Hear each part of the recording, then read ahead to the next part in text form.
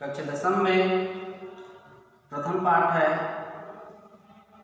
हिंदी में चंद्रग्रहण से लौटती हुई कविता है। चंद्रग्रहण एक स्थान का नाम है।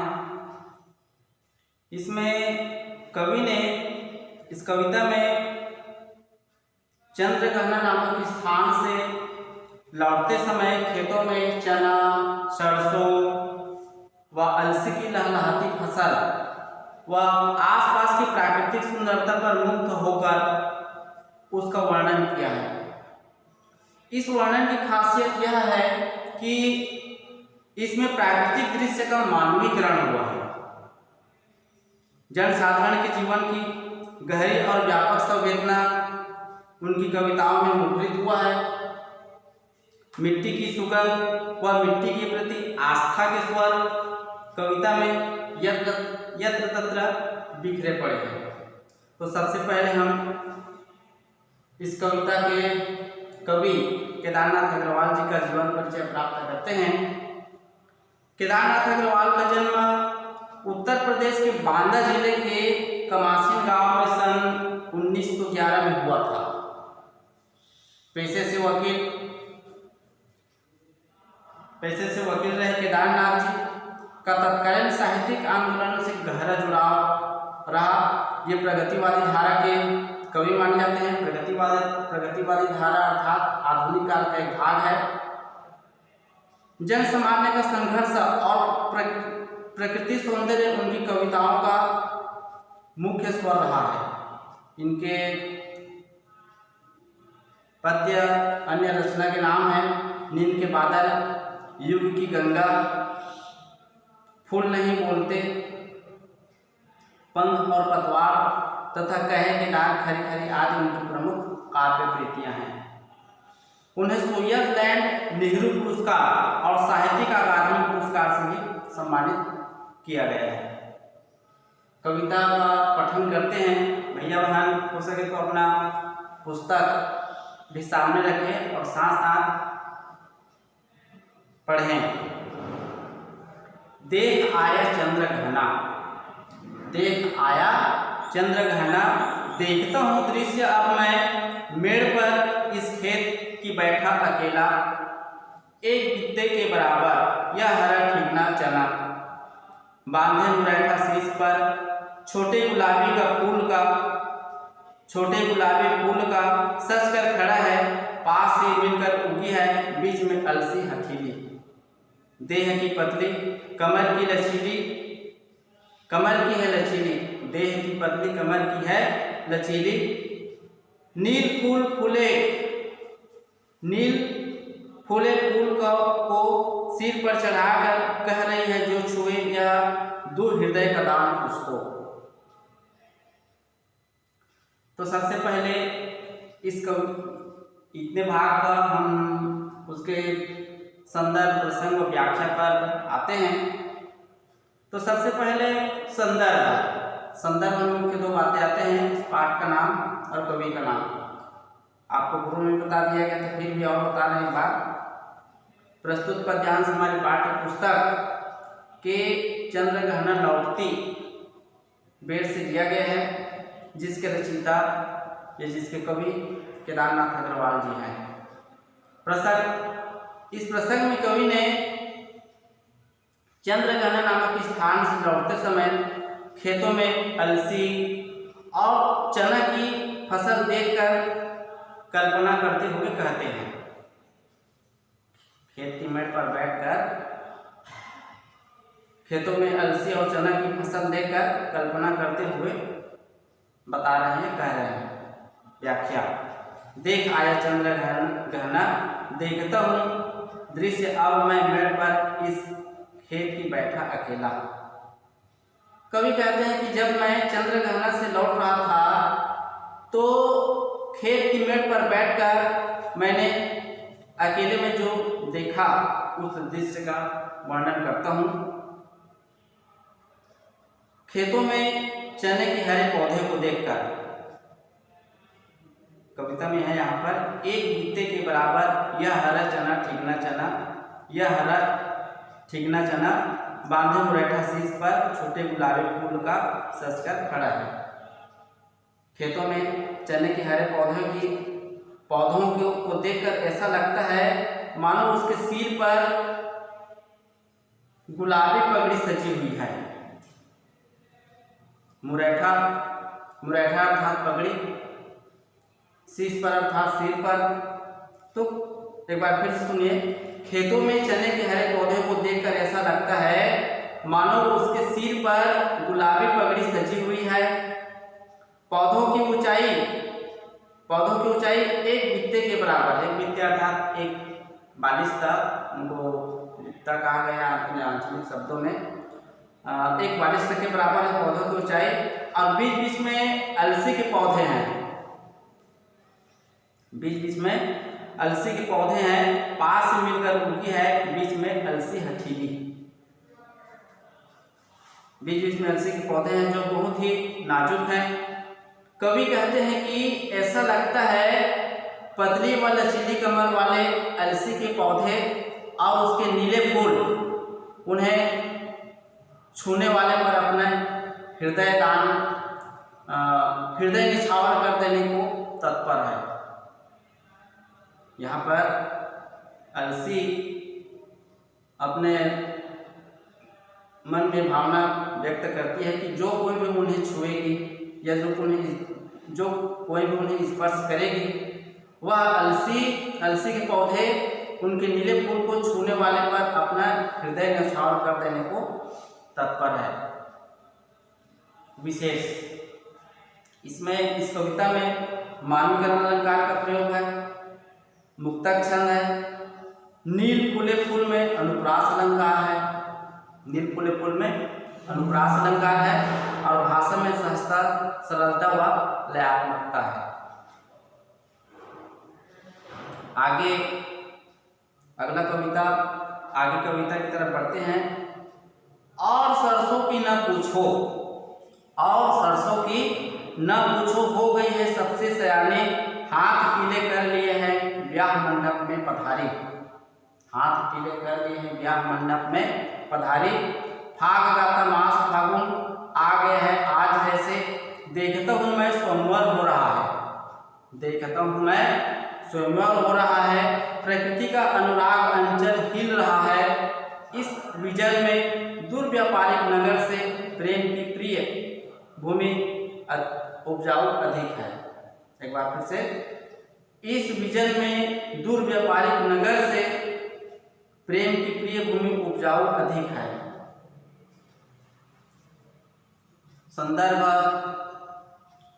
पूर्ववर्ती है, अर्थात प्रस्तुत कर किया हमारे पाठ्य पुस्तक चंद्रघाना से लौटती बहन नामक कविता से लिया गया है, जिसके कवि केदारनाथ अग्रवाल जी हैं। प्रसंग, यहाँ पर कवि ने प्रस्तुत पद्यांश में कवि ने फागुन महीना और सरसों को देखकर जो कल्पना की है उसका वर्णन किया है। फागुन महीना और सरसों के फूल को देखकर जो कल्पना की है उसका वर्णन किए हैं। व्याख्या,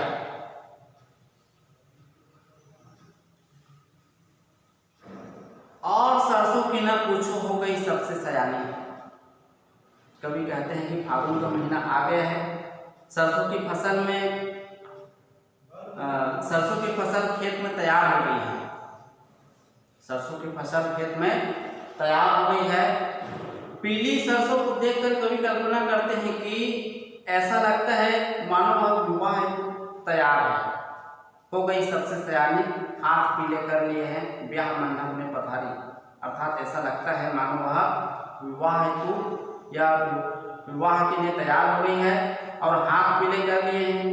वह विवाह मंडप में पधारी अर्थात बैठी है। फाग गाता मास फागुन, फाग गाता मास फागुन, और आ गया है आज जैसे देखता हूँ मैं स्वयंवर हो रहा है। कभी कहते हैं कि फाग गाता हुआ फागुन का महीना ऐसा लगता है मानो प्रकृति का स्वयंवर हो रहा है। मानो प्रकृति का स्वयंवर हो रहा है। प्रकृति का प्रेम प्रकृति का प्रेम रूपी आंचल हिलोरे ले रहा है। प्रकृति का प्रेम रूपी आंचल क्या ले रहा है? हिलोरे ले रहा है। प्रकृति का सौंदर्य देखकर मन प्रफुल्लित हो उठता है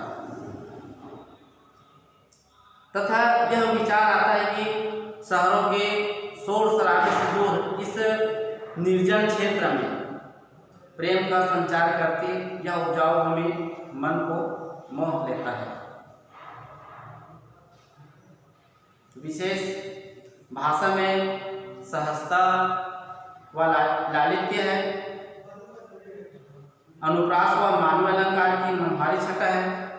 मानवीय अलंकार उसे कहते हैं जो प्रकृति में मानवीय क्रियाकलाप का वर्णन हो। प्रकृति में मानवीय क्रियाकलाप का वर्णन हो, मानवीय क्रियाकलाप का चित्रण किया गया हो, उसे मानवीकरण अलंकार कहते हैं। छायावाद का प्रभाव तथा मुक्त छंद का प्रयोग हुआ है। शब्द मैत्री देखते ही बनती है। आगे देखते हैं अगला इसके आगे कविता। और पैरों के तले है एक पोखर, और पैरों के तले है एक पोखर, उठ रही इसमें लहरियां, नील तल में जो उगी है घास भूरी ले रही वह भी लहरियां। एक चांदी का बड़ा सा गोल खंभा, एक चांदी का बड़ा सा गोल खंभा आंख को है चमकाता है। कई पत्थर किनारे पी रहे हैं चुपचाप पानी, प्यास जाने कब बुझेगी, चुप खड़ा बगुला डुबाए टांग जल में। एक बार फिर सुनिए। है कई पत्थर किनारे पी रहे हैं चुपचाप पानी, प्यास जाने कब बुझेगी, चुप खड़ा बगुला डुबाए टांग जल में। देखते ही मीन चंचल ध्यान निद्रा त्यागता है, चट दबाकर चोंच में नीचे गले के डालता है। प्रसंग प्रस्तुत पद में कवि ने गांव की प्राकृतिक सुंदरता का वर्णन किया है। यहाँ पर गांव की प्राकृतिक सुंदरता का, जैसे गांव में तालाब है, तालाब में किस प्रकार से वहाँ पक्षी हैं, प्राकृतिक सुंदरता का, गांव की प्राकृतिक सुंदरता का वर्णन किया है। एक बार फिर से देखिए। और पैरों के तले एक पोखर, उठ रही इसमें लहरियां, नील तल में जो उगी है घास भूरी ले रही वह भी लहरियां। कवि कहते हैं कि चंद्रगहना गांव के किनारे एक तालाब है। चंद्रगहना गांव के पास एक तालाब है और वायु प्रवाह के साथ उसकी जल में उठने वाली तरंगों के साथ घास भी लहराती सी प्रतीत हो रही है। उठ रही इसमें लहरियां अर्थात वायु प्रवाह के साथ उसकी जल में उठने वाली तरंगों के साथ घास भी लहराती सी प्रतीत हो रही है।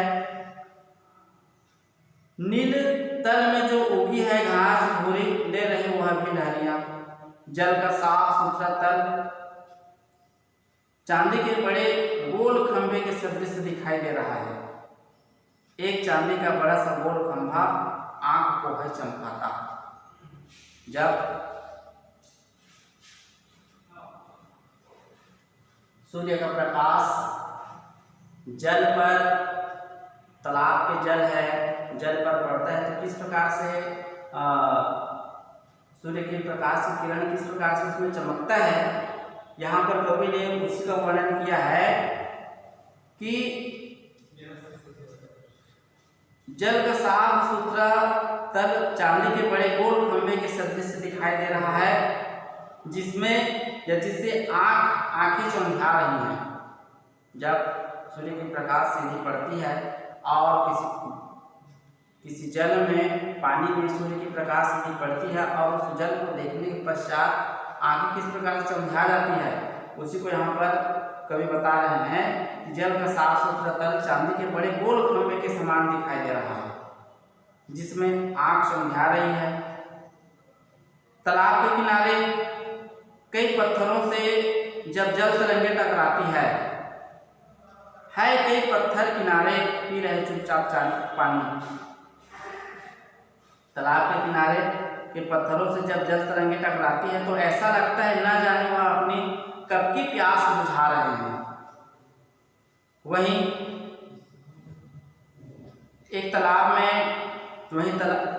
में एक बगुला ध्यान मग्न दिखाई दे रहा है। उसी तालाब में एक बगुला ध्यान मग्न दिखाई दे रहा है, किंतु मछली की आहट पाते ही वह तुरंत उसे निगल जाता है।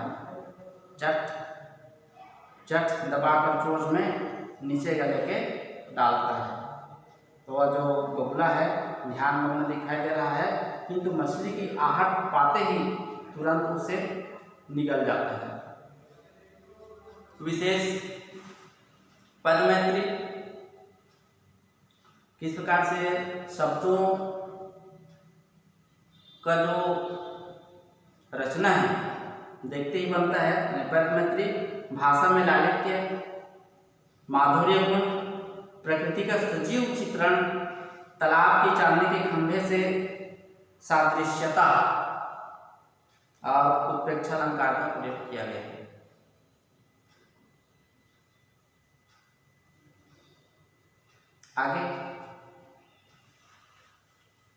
आगे देखते हैं। एक काले माथे वाली चतुर चिड़िया, एक काले माथे वाले चतुर चिड़िया श्वेत पंखों के झपाटे मार फौरन टूट पड़ती है भरे जल के हृदय पर। एक उजली चतुर मछली चोंच पीली में दबाकर दूर उड़ती है गगन में, और यहीं से भूमि ऊंची है जहां से रेल की पटरी गई है, ट्रेन का टाइम नहीं है। यहाँ पर कवि ने प्रस्तुत पद में कवि ने तालाब, उड़ते हुए पक्षी इत्यादि का वर्णन किया है। व्याख्या। एक काले माथे वाली चतुर चिड़िया, कवि कहते हैं कि एक चालाक चिड़िया जिसका सिर काला है, श्वेत पंखों के झपाटे मार फौरन तालाब के ऊपर मंडरा रही है, और अवसर पाते ही जल में तैरती मछली को अपने सफेद पंखों को फैलाकर झपट्टा मारकर चोंच में दबाकर दूर गगन में उड़ जाती है।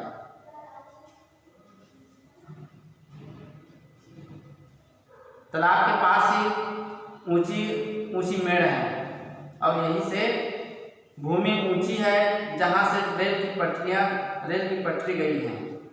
कवि कहते हैं कि तालाब के पास ही ऊंची मेड़ है, जैसे तालाब रहता है तो उसकी जो मेड़ या उसके पिछले वाले भाग की भूमि ऊंची है जहाँ रेल की पटरी दिखाई देती है। कवि जब वहाँ रुके हुए थे, उस दृश्य को देखे, जब वहाँ रुके हुए थे तब ट्रेन का समय नहीं हुआ था, ट्रेन उस समय नहीं गुजरे थे कि उस पटरी पर रेल को देख पाते, अर्थात रेल का गुजरने का समय नहीं हुआ था जब कभी वहाँ पर थे। विशेष मुक्त छंद, प्राकृतिक दृश्यों का सजीव चित्रण और तत्सम शब्दों का प्रयोग किया गया है।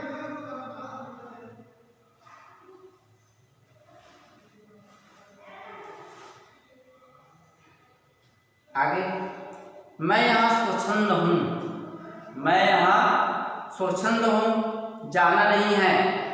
चित्रकूट की अनगढ़ चौड़ी कम ऊंची पहाड़ियाँ दूर दिशाओं तक फैली है। बांझ भूमि पर इधर उधर रीवा के पेड़ कांटेदार फूल खड़े हैं। प्रसंग। कवि अपने मन में उठने वाले विचार व्यक्त करते हुए कहते हैं कि मैं यहाँ स्वच्छंद हूँ, जाना नहीं है। चित्रकूट की अनगढ़ चौड़ी कम ऊंची पहाड़ियाँ, कवि बता रहे हैं, अपने मन में उठने वाले विचार व्यक्त करते हुए कवि कह रहे हैं कि चित्रकूट के आसपास फैली ये ऊंची नीची पहाड़ियाँ जो अपने प्राकृतिक रूप में है, दूर दूर तक जहाँ तक दृष्टि जाती है उनका विस्तार दिखाई देता है। कवि स्वच्छंद विचरण कर रहे हैं, कवि स्वच्छंद विचरण कर रहे हैं, उन्हें कहीं नहीं जाना है। वे प्रकृति के सौंदर्य का अवलोकन कर रहे हैं। इन पहाड़ियों के आसपास की बंजर भूमि पर रीवा अर्थात बबूल के जैसे जो कांटेदार पेड़, कांटेदार पौधे जिनको कोई विशेष आकृति नहीं है, फैले हुए यहाँ पर।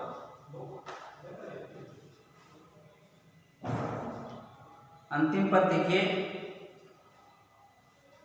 सून पड़ता है मीठा मीठा रस टपकाता, सून पड़ता है मीठा मीठा रस टपकाता, सूखे का स्वर टे टे टे टे, सुन पड़ता है वनस्थली का हृदय चीरता, उठता गिरता सारस का स्वर ट्रंटो ट्रंटो, मन होता है उड़ जाओ मैं पर फैलाए सारस के संग, जहाँ जुगल जोड़ी रहती है हरे खेत में, सच्चे प्रेम कहानी सुन लूं चुप्पे चुप्पे। प्रसंग कवि ने यहाँ पर प्रकृति की सुंदरता का चित्रण तथा पक्षियों के कलरव का वर्णन करते हुए बता रहे हैं, कह रहे हैं। एक बार फिर से सुन लीजिए, प्रकृति की सुंदरता का चित्रण करते हुए तथा पक्षियों के कलरव का वर्णन करते हुए कवि बता रहे हैं। व्याख्या, सुन पड़ता है मीठा मीठा रस टपकाता, सूखे का स्वर टें टें टें टें।